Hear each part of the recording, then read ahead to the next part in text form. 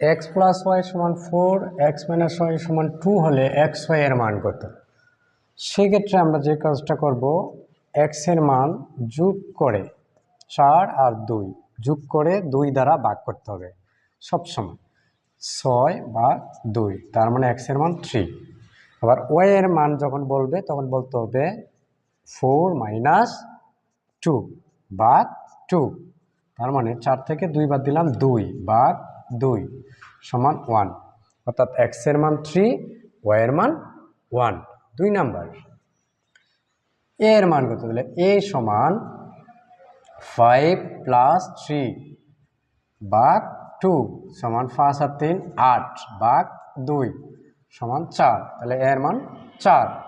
B এর মান 5, এই যে 5 - 3/2 সমান 5 থেকে 3 বাদ দিলাম 2/2 সমান 1, তাহলে এর মান 4, বি এর মান 1।